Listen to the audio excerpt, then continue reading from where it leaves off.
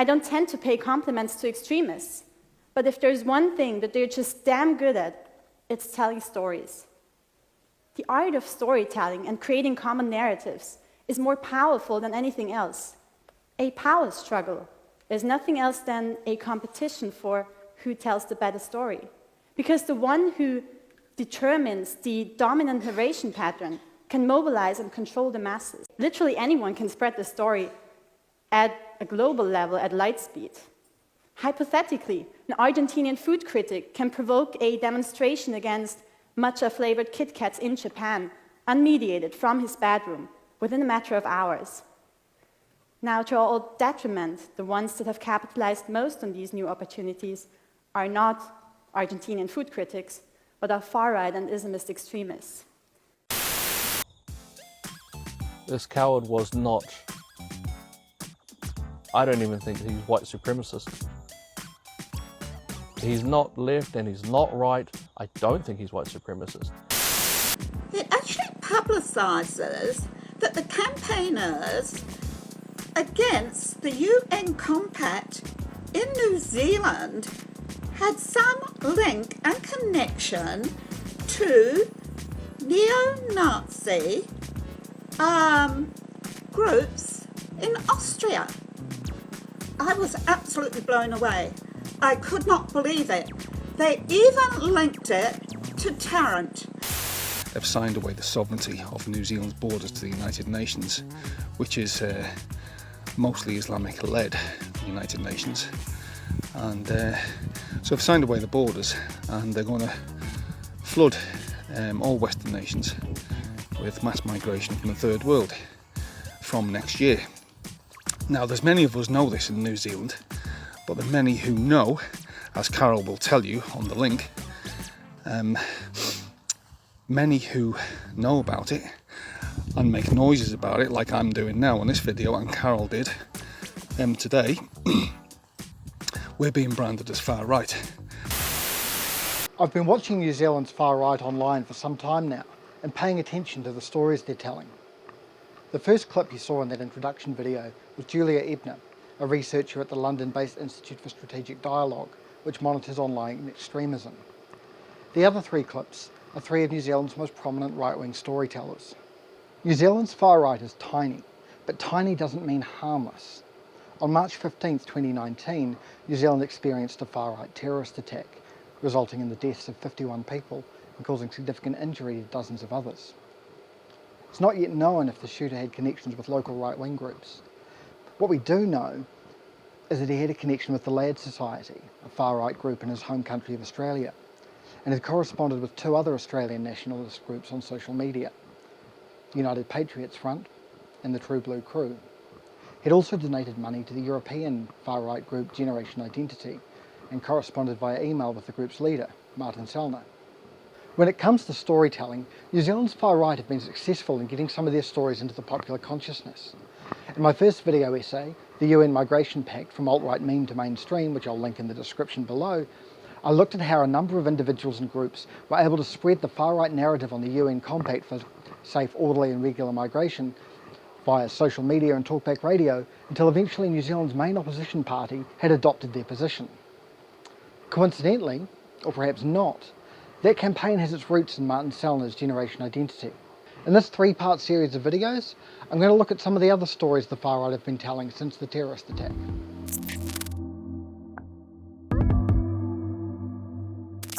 On the day of the mass shooting in Christchurch, UK-based satirical news website Newsthump published an article with the headline, "Far-right commentators keen to distance themselves from Christchurch shooter, who shares every single one of their beliefs."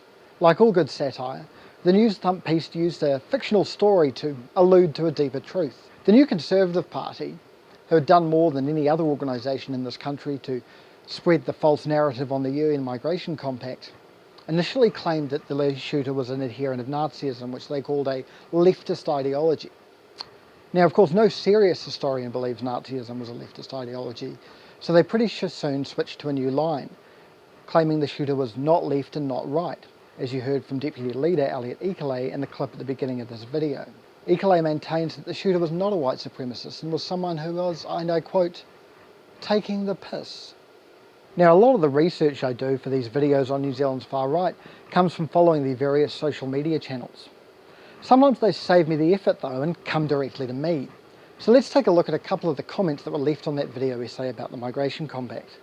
BT was not white supremacist. That was clear from the manifesto's content. You really need to start questioning the drivel fed to you by your left-wing biased media and start researching for yourself. And this one. The shooter in Christchurch was one of your guys, not ours. He wasn't white supremacist. He evolved from left-wing ideology. The second comment is no longer visible on the video because it was flagged and removed by YouTube for containing a threat of violence. In addition to stating that the shooter was a leftist, the commenter said that I'd painted a target on my back and better have a good security detail. Because after all, nothing says we're a legitimate political movement like threatening your critics with violence. Now, while the far right have been successful at spreading their stories before, this latest one probably does more to discredit them than to help them. No reasonable person would think that the shooter in Christchurch wasn't an adherent of a right-wing ideology. To do so would mean thinking that his connections with Australian and European far-right groups, including donating sizable sums of money to one of them, was all part of an elaborate hoax. The shooter's manifesto is banned in New Zealand, and probably with good reason, as it's already been cited as inspiration for 2 mass shootings in the United States. But journalists and academics can obtain special permissions to have a copy for research purposes. Ben Ely, a PhD student at the University of Canterbury, researching how the alt-right uses online communities to radicalise young people, told the New Zealand Herald, "It's clear that he was a member of the pro-fascist alt-right, and his actions were those of an ethno-nationalist." Overseas-based journalists and researchers have read and analysed the manifesto. I'll link a piece by investigative journalist Robert Evans in the description below for those interested in learning more. That goes into detail about the shooter's inspiration and ideology. Now, to promote their counter-narrative, it becomes necessary for the far right to tell their followers to distrust journalists and academics. Like this, and like this. We believe that the Western Caucasian man is being deliberately emasculated to believe he is guilty for all the ills in the world. And we believe that this thought process and its implementations is driven by the worldwide Marxist movement in our governments, in our media, in our academia, TV and our movie industry. Others on the far right have promoted the idea that the shooting was some kind of government-orchestrated conspiracy, including a man who calls himself Napoleon Ardern and Kim Coloni, the woman behind the One Nation NZ Facebook page.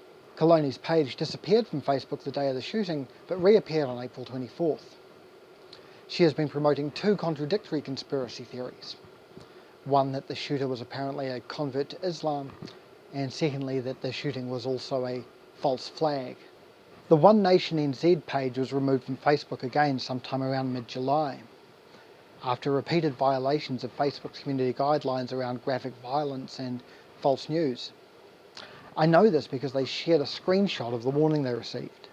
The most abhorrent thing that appeared on that page was when they shared the footage of the shooter's live stream, alongside commentary claiming the shooting had been faked. Before that page was removed, it had 1,700 followers.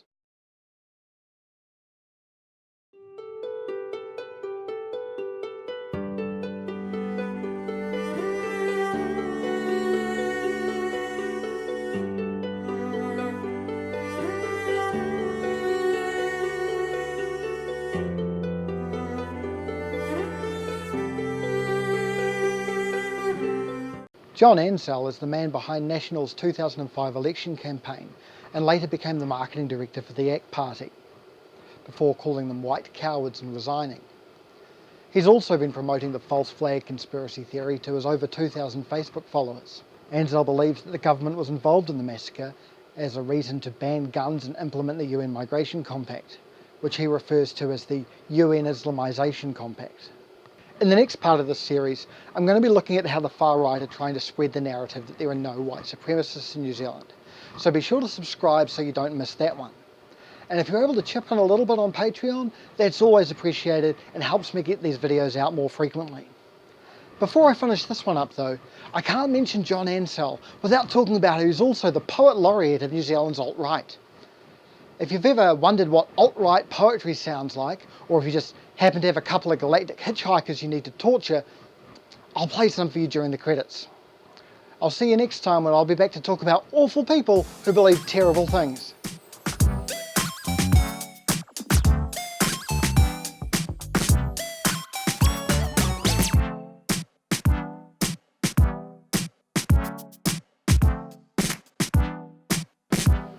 We are the very model of a modern university. We're dumbing down the knowledge and we're all about diversity, Indigenous ethnicity and gender multiplicity, and when we get offended, how we generate publicity.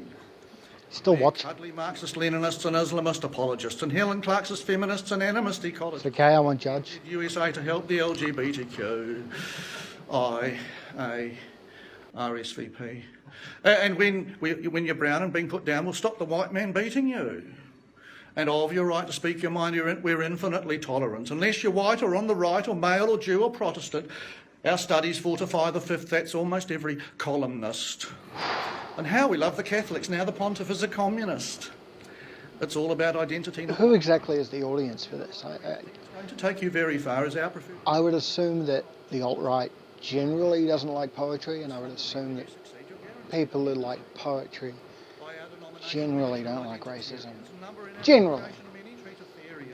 We peer review our mates' research and doctor methodology as pillars of the leftist church of climate Scientology, reforming to make sure that we're performing in humanities. We've gender studies, ethnic studies, studies and profanities.